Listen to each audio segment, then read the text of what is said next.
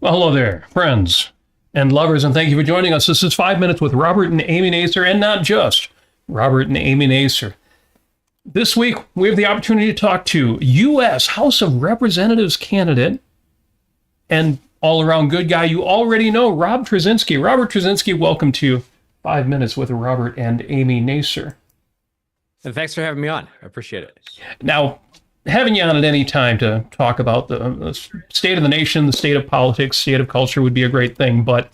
Hold on a second, Robert. I've got a bit of an echo there? Yep, I do too. Audio coming in like 5 seconds late. Let's see here.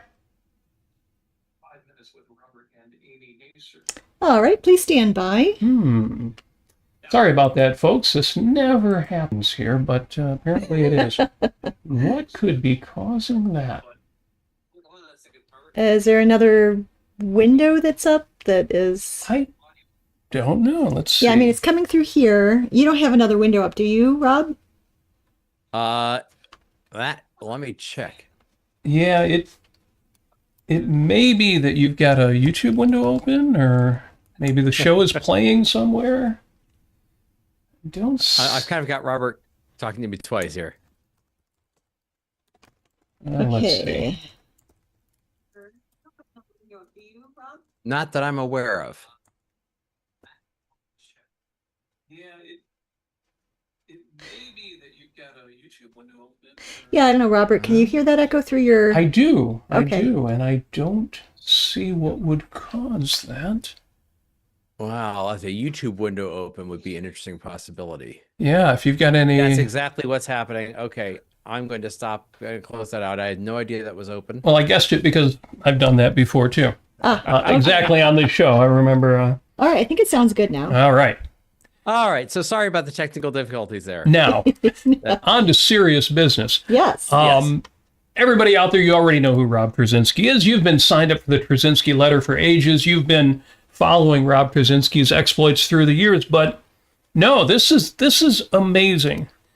What's amazing? The book? Oh, the book. Well, I got to hold up the book. Oh wait, that's got my edited presentation on it. Oh, you can leave it there. Let me remove that. Dictator from Day One. Robert Tracinski's book, published last year in response to, well, we all know in response to what? It's a great coffee table book, except leaving it laying around the coffee table, I just had to cover up. It was a perfect shot, a perfect expression on El Presidente's face there. But well, actually, I chose that photo for a reason. But the problem is I have the same problem that my wife Sherry says, that it's okay if I keep the books around the house as long as I keep them face down. Face down. That's good. Yes. And I picked that photo for a reason, which is that is his official presidential portrait. Yes. His official presidential photo for his second term. And he chose to be presented that way. He chose to be lit that way with a sort of ominous lighting from below, the universal symbol for for villain lighting. And he chose to do that. I think it indicates that he had this idea. This is my revenge tour. This is where I exert vengeance against all the people who I think have wronged me, and that sort of indicated what he was setting out to do. And I thought it was the perfect photo, that he chose to present himself this way is the perfect photo to go with the theme of the book. Well, you're right. It's perfect in several ways. I want to talk about that, including the quote that led to the title of the book and some of the criticisms that I've heard about it, which I would love to hear you respond to. But no, I gotta bump us up to current events here and why it's important that we're talking now. You're running for Congress. Yeah. So the thing is, it's interesting that a lot of politicians have a campaign book, and so they decide they're going to run, and then they write a book, or let's be honest, they hire somebody like me to write it for them, and then the book is there to support the campaign. Well, I kind of did it the other way around. I wrote the book, and the book convinced me so much of the danger of the current moment and how Donald Trump's eroding the basics of the American system, that it convinced me to run for office, and I've figured I could, I've been giving an increasingly dire set of warnings about this sort of authoritarian strain in American politics for a long time. And I figured I could be continuing to yell warnings, or I could actually go out there and try to do something about it and sort of put myself into the arena to do it. And maybe I'm a little different than most writers in that, a lot of writers who are also warning about this sort of thing. They're up in D.C., they're up in the Northern Virginia suburbs. Running for Congress is perhaps not a realistic. There's already incumbents who are well established. The fact that I live in a district where there was not a well established incumbent, where I think there's an opportunity for somebody with the right message and the right ideas to be able to be a success at this. With that, we could jump right to the question of how are things going? What are the odds of victory in this? Are you feeling good about it? Well, I think I've got a real chance. So what happened is that there's part of the context for this is that there's the redistricting that's happening, and we can talk about that in a moment. But even with the 5th district as it currently is, so give an idea, the 5th district is the area around Charlottesville, and then it goes down to Lynchburg, and then all the way down to what's called South Side Virginia, which is the southern area of Virginia up against the North Carolina border. And it's this odd mix of, that you have a couple of university towns, and especially University of Virginia, Charlottesville, a very left-leaning, very Democrat-heavy area there, but along with a lot of very rural outlying areas, including the county where I live, which is a little east of Charlottesville. And these are much more conservative and rural counties. And the way it works is it's kind of like a 55-45 Republican district under normal circumstances. And the circumstances now are a little abnormal in that there has been a real shift. And we saw every year's an election year in Virginia, lucky us, because we have the state and local elections on the odd numbered years. So just in this last November, we saw like a 3 to 5 point shift against Republicans in most districts. I think in every county, some it was bigger and some it was smaller, but we saw a shift in every county against the Republicans as a backlash to what Donald Trump has been doing. So I think there's a real opportunity there in this district to reach a lot of independents voters, and independents are the largest electoral group now in the country. They're bigger than Democrats and Republicans, are the independents in between, and maybe some Republicans who are, disgruntled, unhappy, and looking for a reasonable alternative. And that's why I thought there was room to offer that alternative, and maybe to split the difference. We have a history in the 5th district of having the Democrats put forward, for the last 25 years or so, having the Democrats put forward a candidate who everybody loves in Charlottesville, which is this heavily Democratic city, but who every mile you go outside of Charlottesville, their popularity goes down, and they tend to put up a candidate that everybody loves in Charlottesville, and he flops in the district as a whole, just because of the composition of the district, the conservative rural areas.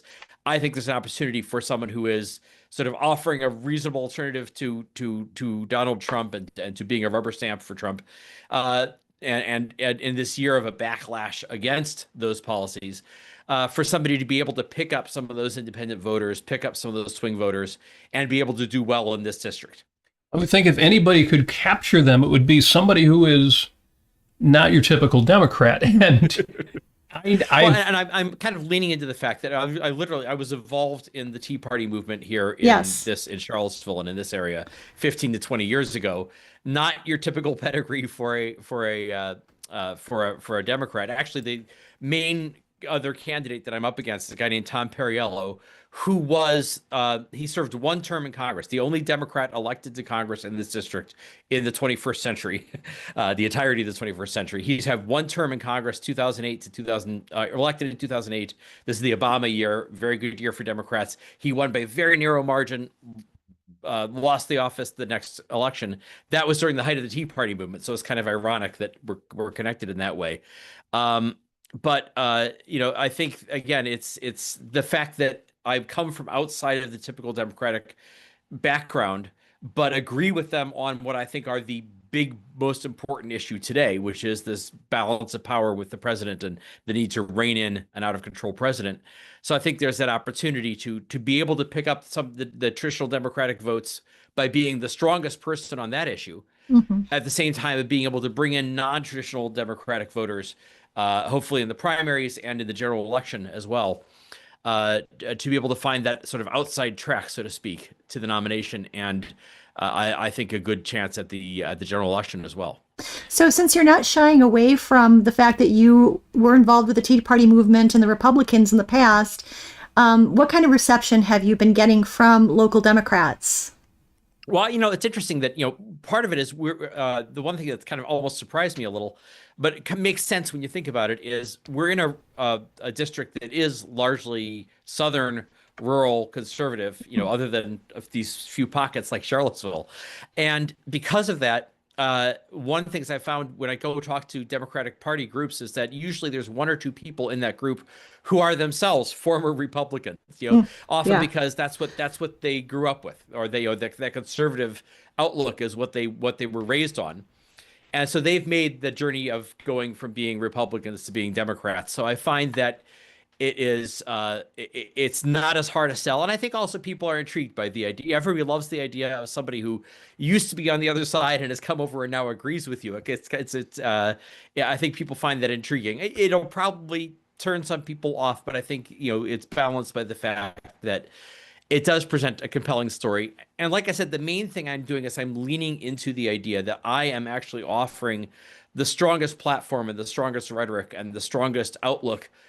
I'm sort of outdoing the other Democrats in the advocacy of democracy, in the advocacy of limits on presidential power, reining in the power of an out of control president, and making Congress relevant again, restoring the power of Congress, and making it the center of legislation and policy, and not letting all power get sucked away from it. Now, we're hoping that this episode proves, besides being informative, to be a bit of a fundraiser. And why would people be enthusiastic? Why the fundraising?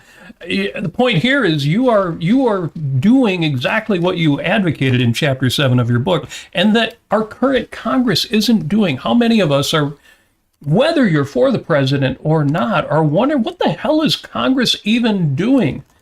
Now, I follow some of the better podcasters out there, including, for example, The Bulwark, and they will interview congresspeople who are actually doing some fighting. But it seems just so little compared to what should be happening now. So I can see why people would embrace you if you actually are willing to fight. Oh, people like that. Democrats like it. Independents like it. Republicans, people who are very committed Republicans right now might not be so happy about it. I encountered a few of those people who say, I like President Trump exercising all this power. And what I'm trying to point out to them, this is sort of the argument I'm making even to Republicans, is look, you might like that now, but you have to understand the wheel is going to turn. It always does. It's the lack of foresight from Republicans that really bothers me. And what I'm trying to sort of shake them by the lapels and wake them up to is, you're scheming to give all this this unlimited power to the president, and all that power within 3 years, all that power could go to President Gavin Newsom, or President Alexandria Ocasio-Cortez. Mm-hmm. I mean, insert your favorite bogeyman. Bernie Sanders is maybe a little too old to be realistic, but insert your favorite bogeyman here. And that's, this goes back to the wisdom of the founding fathers, right? They had the presumptive president that they were designing the Constitution for was George Washington. Everybody loved Washington. Everybody trusted George Washington, and they had good reason to trust George Washington. He was a man of incredible integrity, but they had the foresight to say, you know what, they're not all going to be Washington. That at some point somebody's going to come along who is, a bad guy, or who's overly ambitious, or who gets out of control. And, they probably at the time had a high opinion of John Adams, but even John Adams, just right after Washington, John Adams would come in and do things like the Alien and Sedition Acts, which was overreaching in his power. So they had the foresight to design a system that says, look, we're going to limit the power of government, to limit the power of the president, especially, in order to prevent a bad person from coming in, an overly ambitious person coming in and doing things that, and seizing power and imposing policies that would be disastrous. Mm-hmm. And we're gonna put Congress in power and give it that power to control the president, so that everything has to be deliberated, everything has to be debated, and everything has to have this wide support from the American people. And I think that the lack of foresight from the right these days is the idea that they've decided, no, we want Trump to have this power so you can do these things we like, although he hasn't really delivered as much for them as promised. but then not projecting, well, what happens after that? What happens when the next guy comes in? Right. That he's not going to live forever. He's not going to be reelected forever. JD Vance is not the most charismatic No. follow-on guy for the agenda. So I think that's the real that's the pitch I'm making even to people on the right, to conservatives, is you need somebody who's going to restore that system, so we don't just have this battle of everyone going back and forth trying to seize as much power as they can. Right. I appreciate, because I watched some of your videos on your YouTube, it's Tracinski for Congress YouTube channel, and I appreciate when you're talking about hey, maybe we should have a Congress. It might be a good idea to have a Congress. We have one in the past, but we might want to assert having a Congress in this particular branch of government and actually activate that branch of government. I appreciate that, because we haven't had a Congress, as you say. Agreed. Visualize 3 branches. Bring the woo in there. Those were the days. But speaking of those were the days, this, I feel, and part of the problem is I'm not young, and so I've been through this before. How many times did we hear leadership on the right say, under Barack Obama? You remember the guy with the pen and the phone? If we let him get away with these executive orders, it's a disaster. And then we said to the Democrats, you don't want your president to do this, because when we're in power, well, could anybody have imagined it the way it's gone? How, not just that Trump is gone wild on but the level of which this man is an autocrat is just mind-boggling. Yeah, so I want to go over that a little bit, and we just had the advantage of because this is, like I said, this is the compelling thing. So the reason I'm running is because of what Donald Trump is doing, and so it's all in the book there. But I want to just give an overview. I'll give a microcosm of it. So one of the microcosms is what happened with, we just had this last week, a Supreme Court ruling on Trump's tariffs. Mm-hmm. And so what Trump did is he came in and said, look, I'm going to use this law that gives me emergency power to impose tariffs, and I'm going to impose whatever tariffs I want on everybody. And I'm going to raise them to 50%. I'm going to raise them to 100%. I'm going to take them back down to 10%. And sometimes he's doing this within a day, he's changing them. And so you had people who sued saying, and it's very interesting stories from the people who, the companies that sued. So one of them was a small toy maker. And they were saying, well, look, he imposed these giant tariffs on, I think it was Vietnam. And so he imposed giant tariffs on China. So we changed our sourcing of these materials to have this thing be made in Vietnam. And then by the time we'd done that, he imposed big tariffs on Vietnam and reduced the ones on China. And there was just like no possible way to plan your business, a day ahead or a week ahead, much less planning a business years ahead, which is what people have to do. If Donald Trump could just come in and raise and lower tariffs, at his whim at any given moment. And so that's one of the companies that sued, and they showed, it was pretty open and shut, that the law he was using to impose these emergency tariffs did not actually even mention tariffs. It did not give him any power to impose tariffs.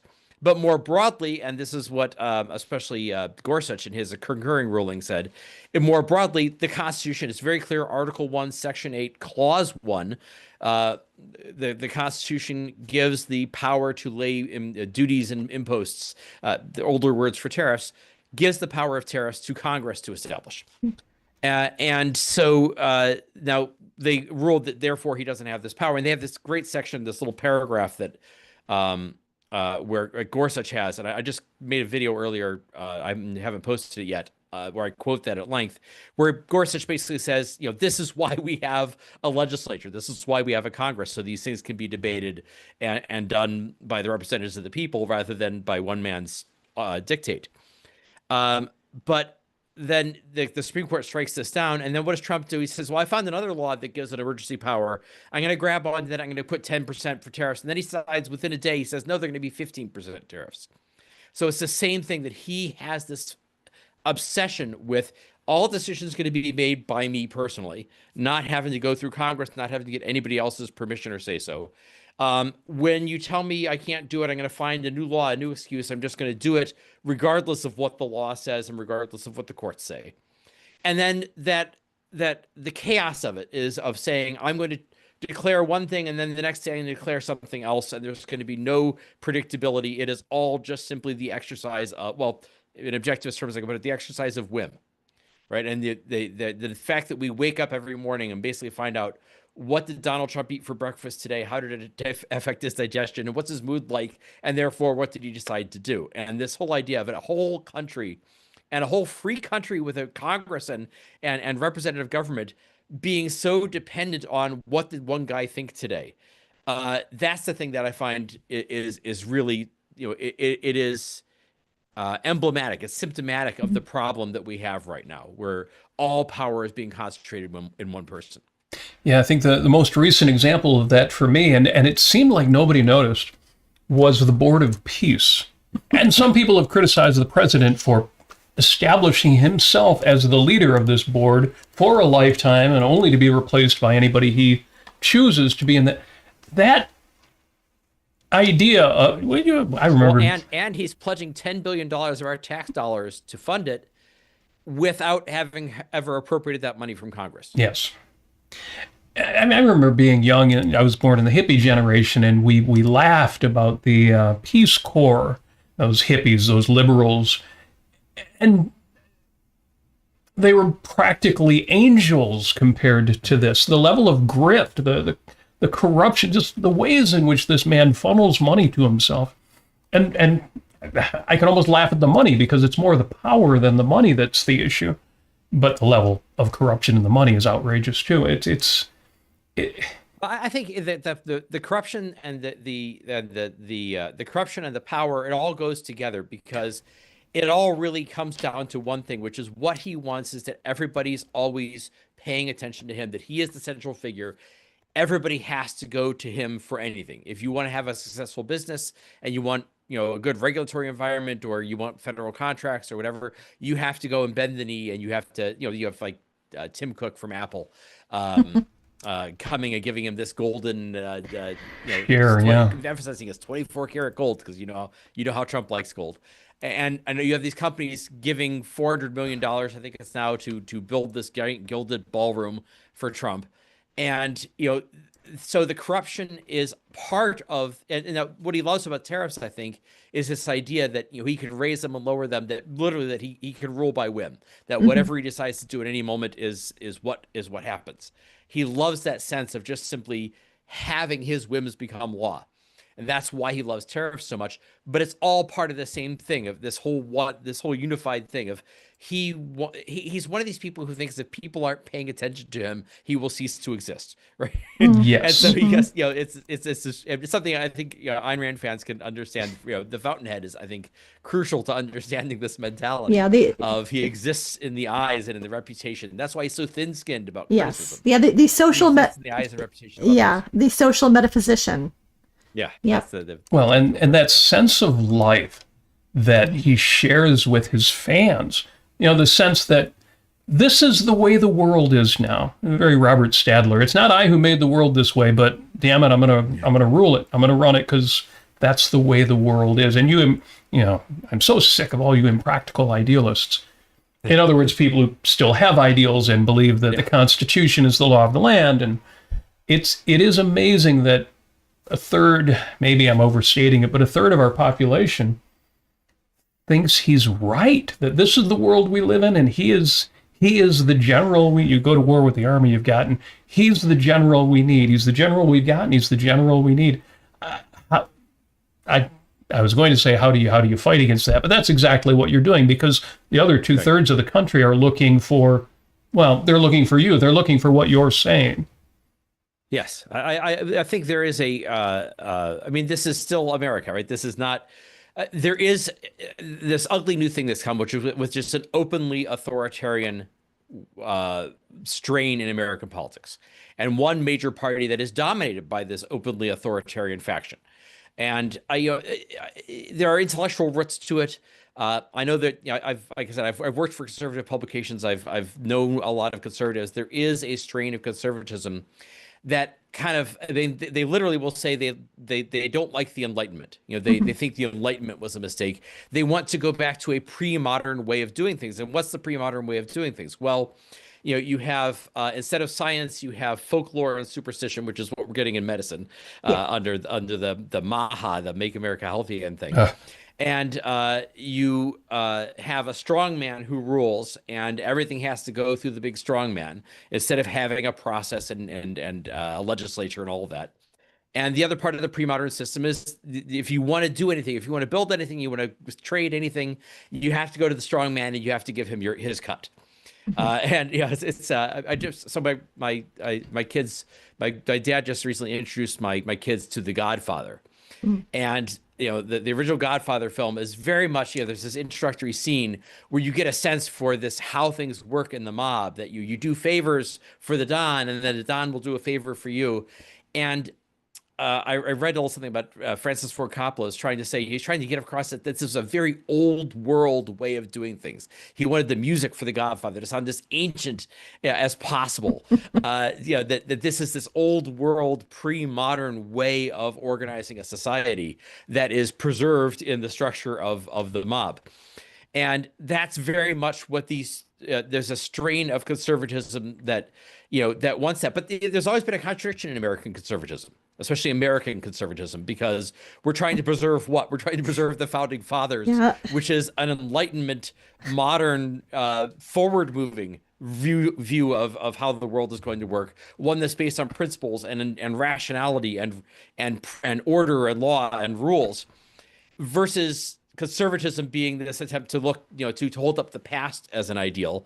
And you have now these very anti-Enlightenment conservatives. Yeah. But I also think that there is what's also going on with this is there's a sense, I think some people are trying to sort of grab for power as this last ditch effort to preserve, the world is always changing. The world is America is becoming more secular. People who describe their religious belief as nothing in particular are now one of the largest groups in the country, larger than evangelicals. There's a great deal more freedom in terms of, freedom for women to work, freedom for people who are homosexual to be tolerated. And so there's this change in norms. And if you are somebody steeped in this traditional way of doing it, especially a traditionalist view of religion, you see that world slipping away. And I think there's this temptation they have to sort of make this last ditch grab for power, that maybe if we put this strong man, as imperfect and frankly as much of a heathen as he is himself, if we put him in power, he can stop time from moving forward, and he can bring us back to what we imagined the 1950s was like. Yeah, it's like getting whiplash, going from subjectivism to intrinsicism, and trying to derive dogma from tradition of the Enlightenment, which makes no damn sense, of course. Yeah. I mean, it's the whiplash between subjectivism and dogma is a long story in the history of the world. Yeah. Yeah. So we have a question from our audience, from our friend Greg, who is part of our Great Lakes Subjectivist group. So if I get this question correctly, he's basically asking, have you had any, political experience or political moxie going from,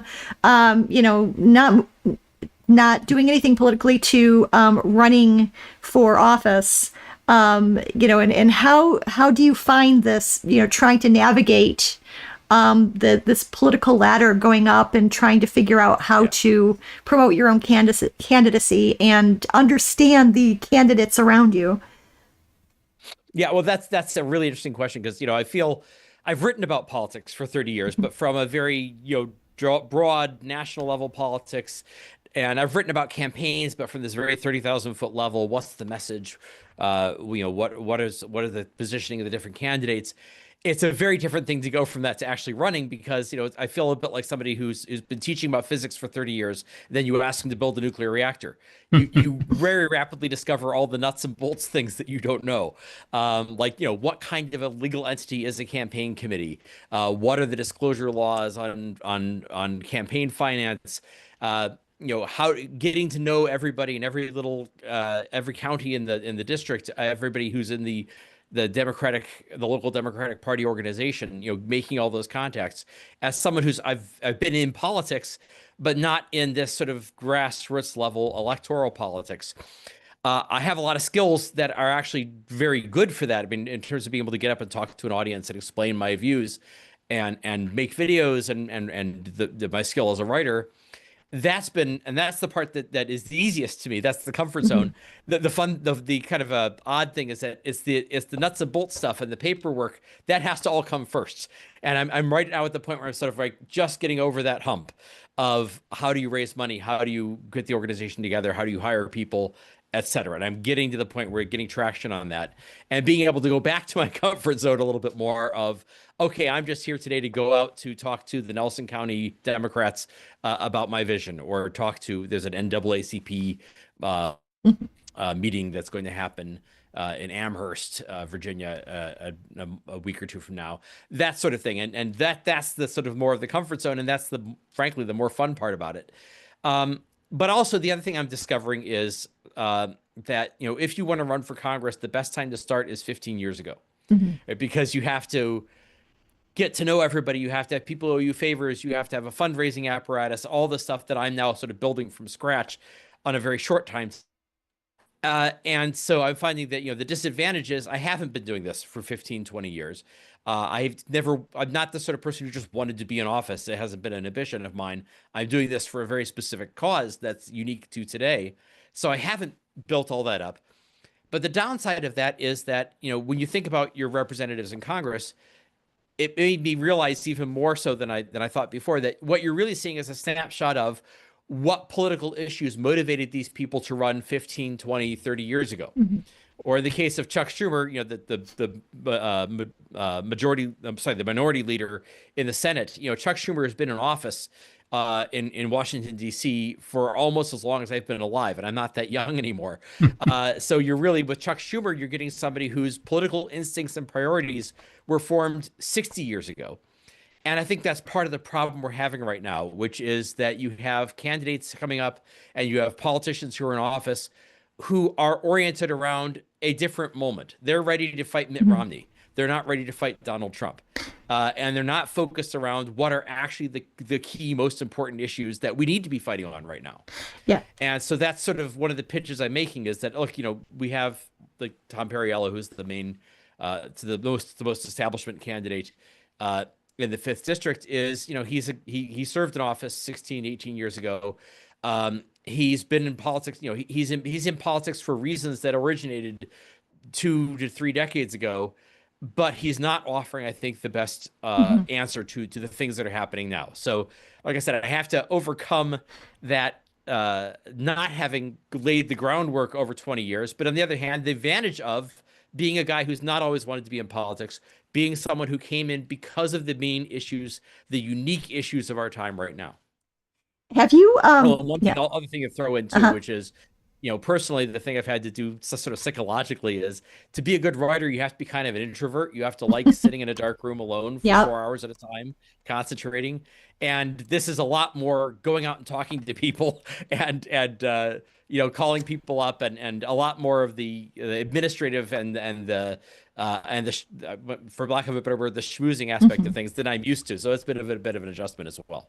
Yeah, I was going to ask you, I've been following the ACLU, both in Michigan and nationally, and I've been impressed with what they've been doing with regard to ICE, DHS, privacy, the voter, the new, in some of the states, like in Michigan, we have people who are trying to push more voter restrictions and saying, "Oh, it's the Wild West. These these voting standards. So we need to, cramp down." But we already have processes in place to make sure that only citizens are voting.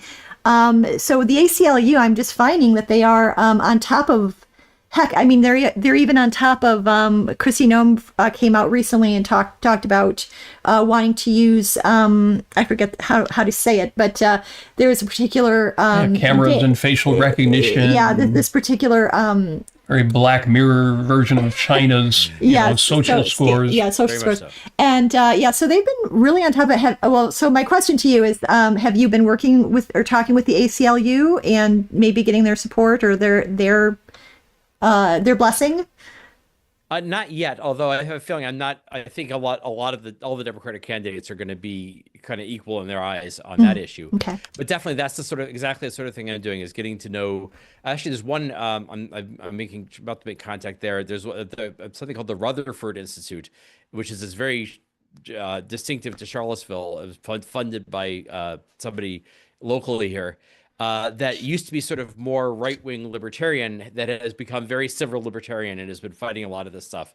And that's a group of people I'm going to be talking to. So there, there's a lot of, I think there's a lot of ferment out there, and a lot of it, and I'm making contacts with a lot of, even some organizations that I think normally might have backed Republicans, but are seeing, especially like business groups, the disruption that's been happening to businesses from, again, having tariffs go up and down twice a day and not being able to plan, and having the sense that you have to have a friend in Washington to be able to do anything, because so much power is being centralized in the president.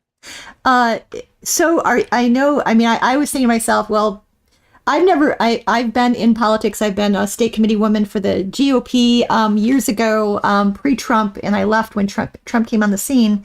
So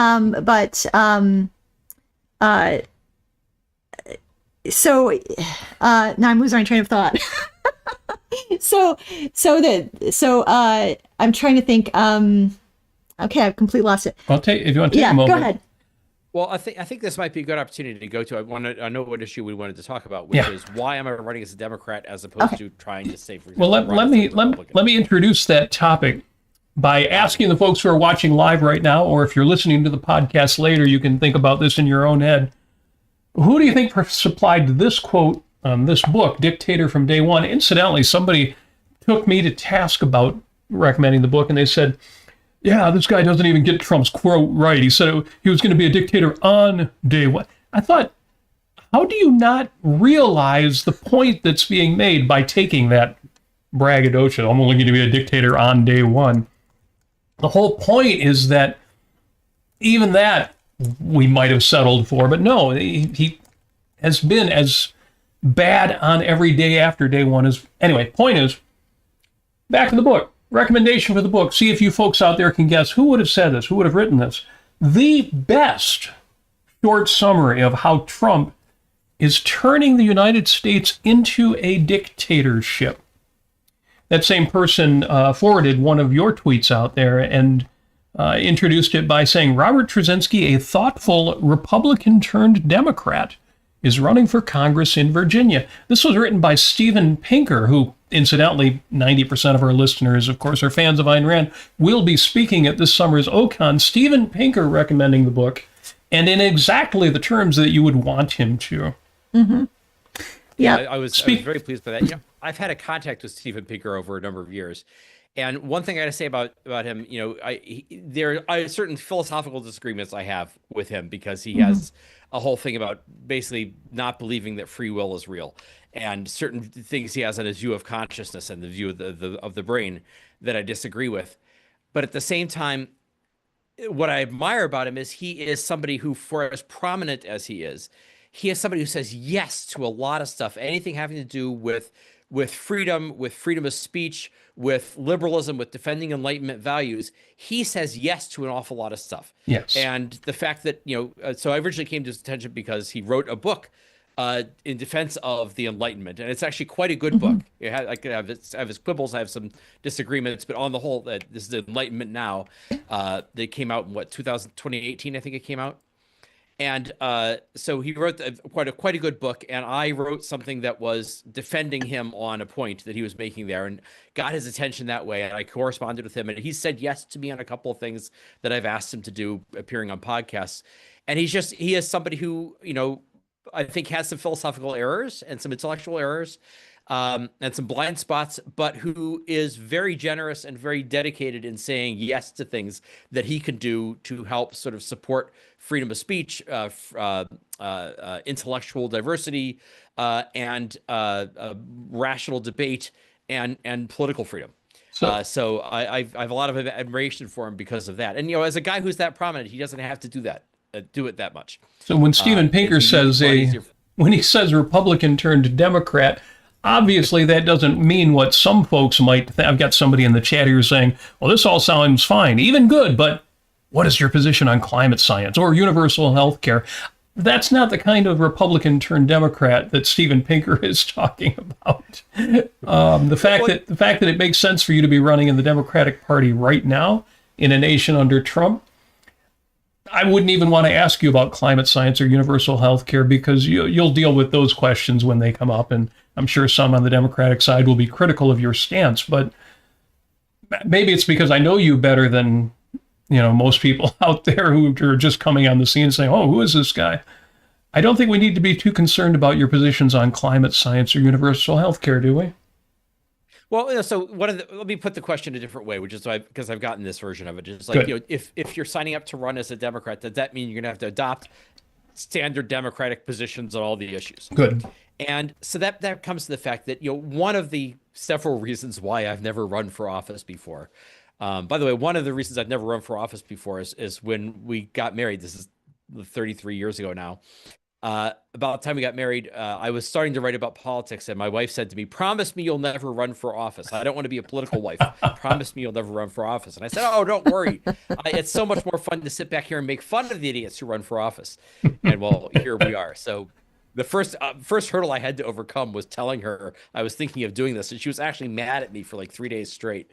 And then she saw it. She's like, okay, I see the logic of it. I see you'd be good at it. All right, I accept this. But it took her a few days.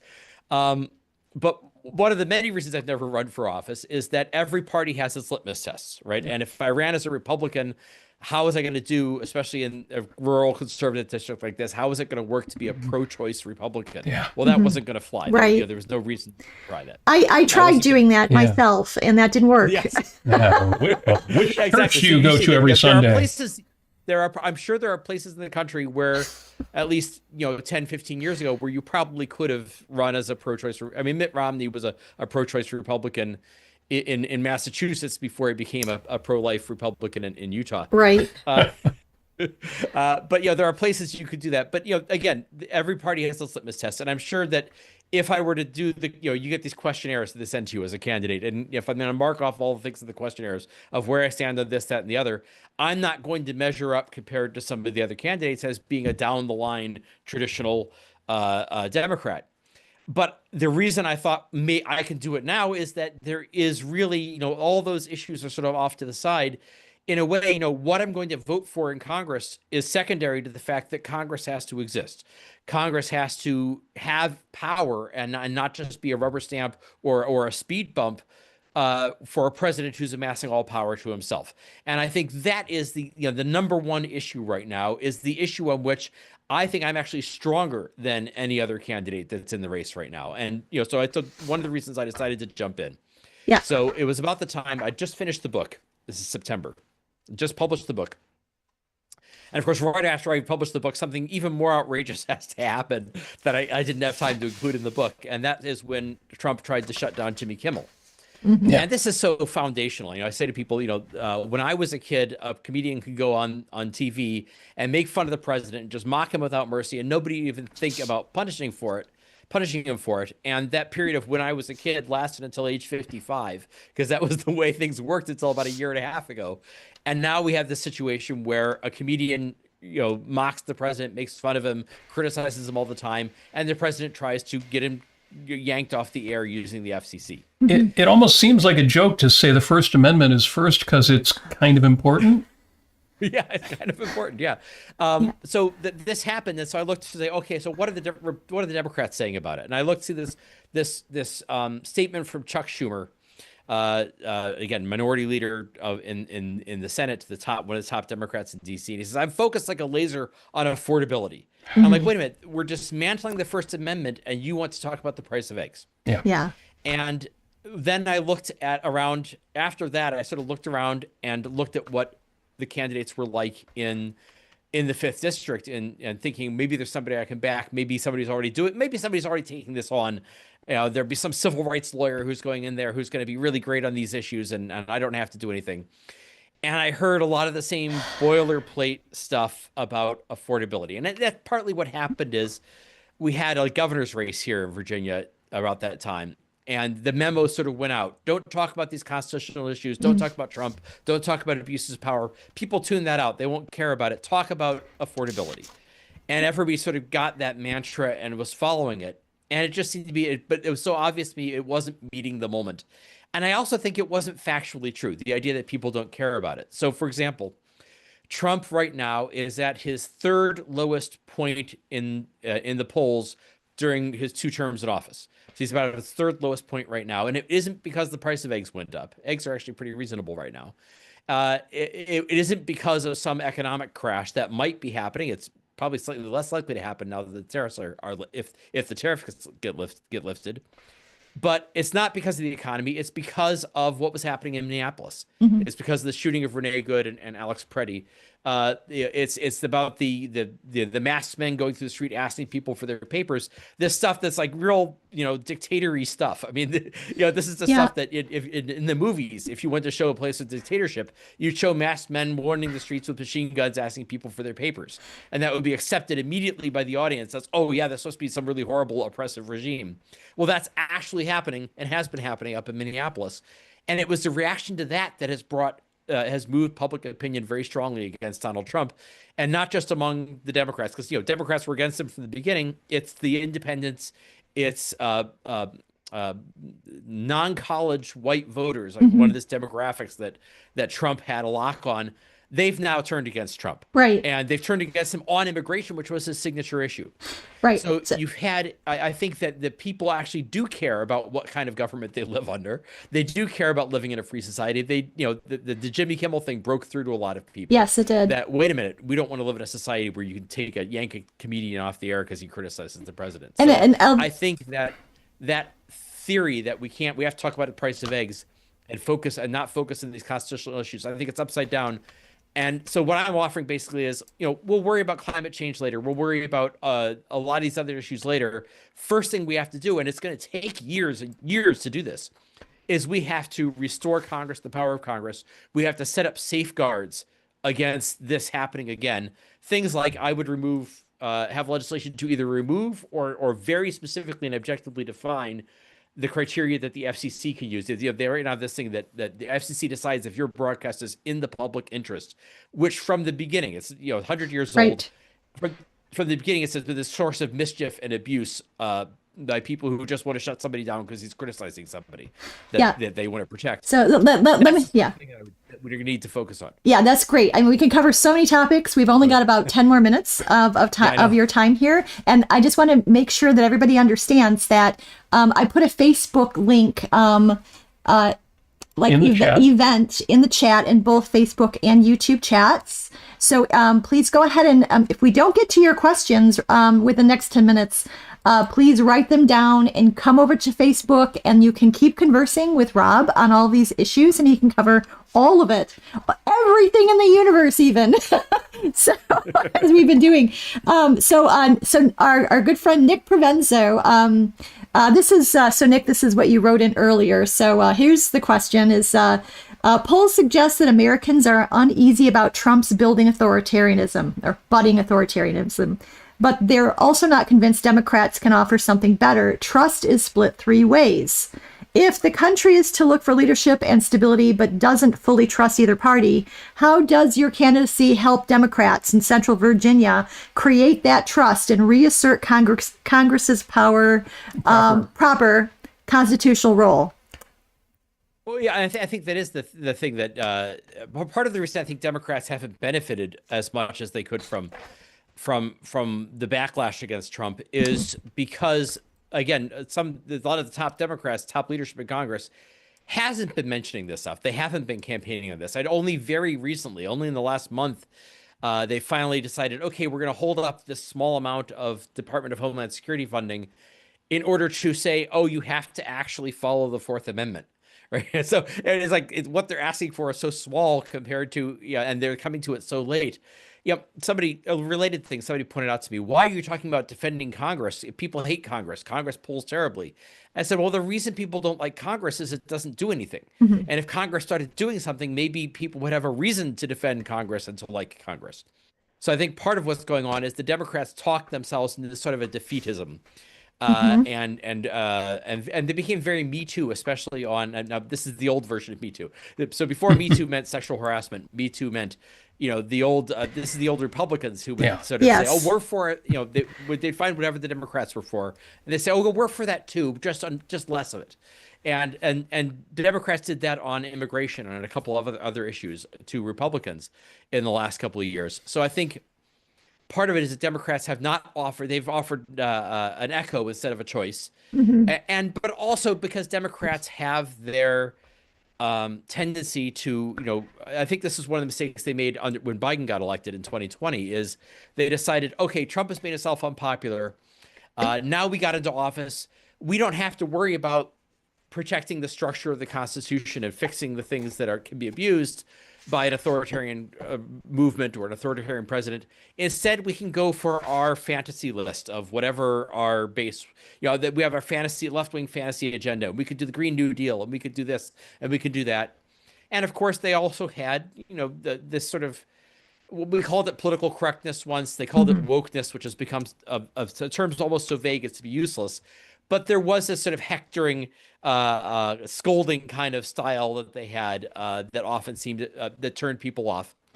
And so they would do things that would make themselves, they repelled voters by pursuing certain things, instead of focusing, as I think they've needed to for the last 10 years, focusing on the core issues of this is, straight up 100% straight Americanism, right? We're going to, as I like to say, I'm sort of slightly paraphrasing an early leader of the NAACP and the Civil Rights Movement, where he says, "My agenda is that the United States Constitution should be fully enforced." Yes, and that's my agenda too.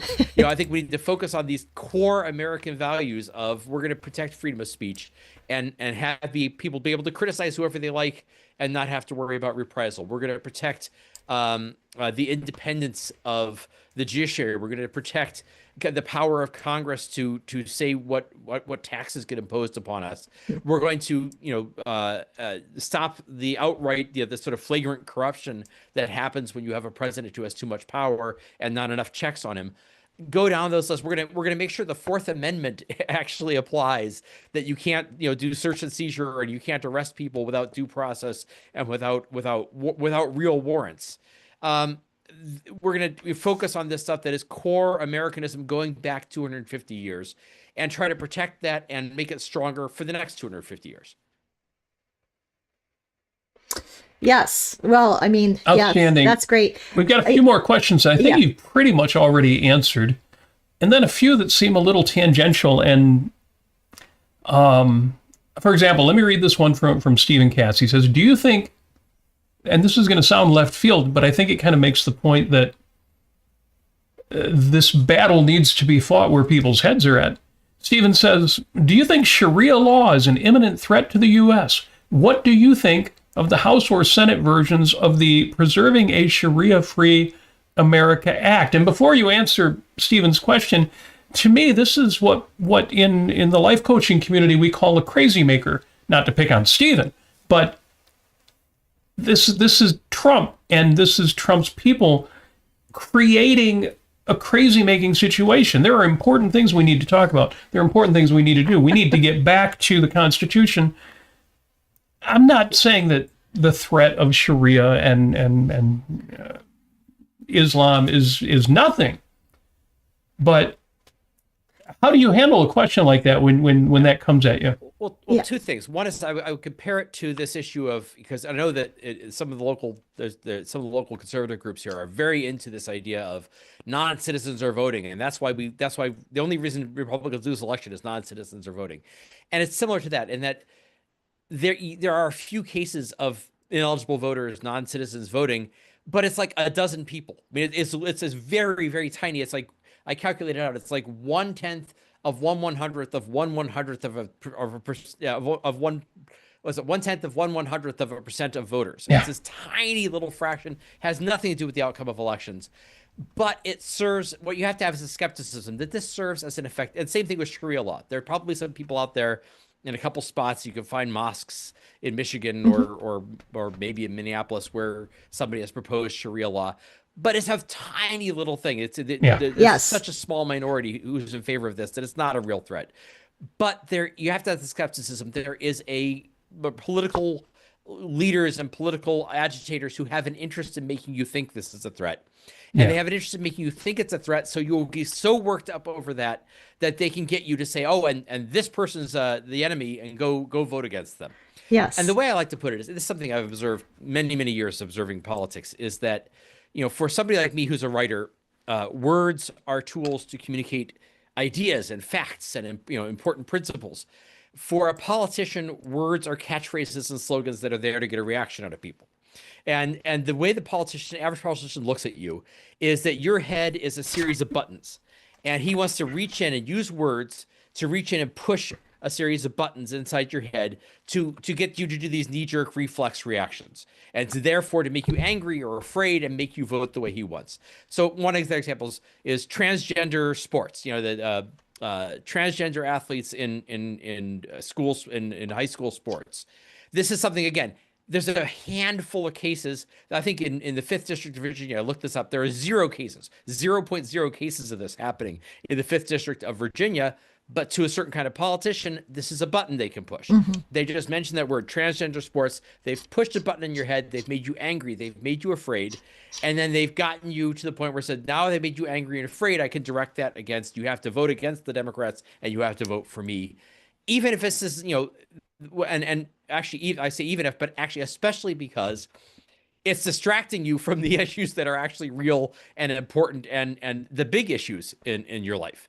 And so that's how they look at it. They look at it as push button politics, that I can use certain words, slogans, catchphrases, issues to push a button to make you afraid, to make you angry, and to get you to vote how I want, and to distract you away from things that are actually much more monumental and important. So Sharia law is 1,000 times less important as a threat than the idea of the president saying, I don't have to get warrants to arrest people. He said, well, if we had to get warrants, we couldn't do this at all because, it would take too long, so we can't get the warrants. A president saying, I don't have to, this is literally, we fought the American Revolution partly over the idea that you have to get warrants to arrest people. And now they're saying we don't have to do it. So this is like key core stuff that's in the Bill of Rights that's being violated, core issues that are far more important, or even, the tariffs are a huge drag on the economy. It's much more likely to have an effect on your well-being than on this sort of illusory threat, this phantom menace of Sharia law. So that's what I want to sort of open people's minds up to, though, is that skepticism of understanding how politicians and how certain media figures manipulate you to try to sort of work up your emotions and press those hot buttons to distract you from the core issues. I worry because I know some Republican politicians, and I worry even more about the ones to whom it's all in earnest, and they really think that is a priority. So you're right. I'm sure there are a lot of them out there who use it as a means of manipulation, but I know, like Patrick Colbeck, for example, who actually believes it matters. He's not just playing games here. I'm sure there's a lot of cynicism. Stephen says, my theory is that every politician gets a visit from the powers that be who points a gun at him to make him fall in line. Are you afraid of being a representative? Do you have any concerns about the levels of pressure, maybe even personal pressure? Yeah, so sort of my superpower is I don't actually want to be here. I think most politicians, like for example, the guy who's our 5th District incumbent, a guy named John McGuire. Now, he's actually got an interesting background. He's a former Navy SEAL. And you think, to be a Navy SEAL, you had to be really tough and have a lot of resilience and resourcefulness. And then you look at him in office and you wonder, where did all that go? Because he doesn't show any courage. He's very much a rubber stamp for Donald Trump. And I think what happens is that, he's a guy I've followed him for a while because he used to be my state senator in the district where I live. And so he's somebody who's been sort of climbing the ladder and highly ambitious, and he wants that office. He wants his name on the door. He wants to sit behind the fancy desk. He wants to have the title. He doesn't really seem to want to do anything else other than having the title. So a lot of the core job of, actually representing your constituents and speaking up for them, he doesn't do. But the thing about my superpowers, I didn't want any of that. I actually prefer to stay here. I love this. I love Central Virginia. I love my house here. I love my life here. I don't want to leave. I don't want to have the office. I'm going to get up there with the key things I want to accomplish. And as soon as I've either accomplished them or realized that they're not going to happen, I'm going home. So they can't put pressure on me. But also there's the fact that, I think a lot of politicians, because they're so ambitious, they respond too much to, and because they're the sort of people who like to, who are like the social metaphysicians, they like to be in the in group and they like to be popular. They respond to way more to pressure than they really feel that they really actually have to. Because the fact is that, we live in a system where if you're a representative from the 5th District, you don't have to answer to anybody outside the 5th District. The guys who are in the leadership in D.C., who cares what they say? It's the people in my district who elect me. Now, there's possible could change to a 6th District that's slightly different shape, but same idea. So it's people in my district who elect me. They're who I represent. Those are the people who can put any pressure on me, and their only pressure is we won't reelect you, in which case, I go home and I want to be home. So right. I'm here to accomplish one very specific job and nothing else, and that's kind of a superpower. I really think it's important. Okay, I think Rob, I think it's really important for you to run because number one, you're a great thinker, you're an excellent writer, and I've always really admired your power of writing. And you are going into this and learning. You're going in. You're learning lessons. You're making mistakes. You're improving upon your method, and I'm sure you're going to be telling us all about it, whether you are elected or not. And I really think it's very important because in this day and age, I think we definitely need more rational minds out there running for office. Or communicating better with their representatives, and I think you're doing definitely a wonderful service in communicating exactly what you're going through, and we really appreciated you having on you tonight. And we're at time here, so you need to get over to your Facebook. I'll go over to Facebook. So, folks, the links that you need to support what Robert Tracinski is doing are already in the YouTube description and the Facebook description for those of you who are watching on Facebook Live. But if you want to continue the Q&A, and some of you had questions we kind of answered already, but come to the Q&A. It's also a fundraiser. The donation links are already on YouTube, but we will give you both ways and reasons to support this candidacy. So please do join in the Q&A and fundraiser on Facebook. In the meantime, Robert Tracinski, candidate Tracinski, thank you for joining us. And it has been an interesting, enlightening hour and inspiring. The more spotlight we can get on rational ideas in politics and in general, the better. And in that regard, you are doing heroes work for us. Thank you. Well, thanks for having me on. It's been a pleasure. Excellent. Thank you. Thank you, folks. We're going to wrap it up here. Join us in the fundraiser, and fans of 5 minutes, we will see you next week.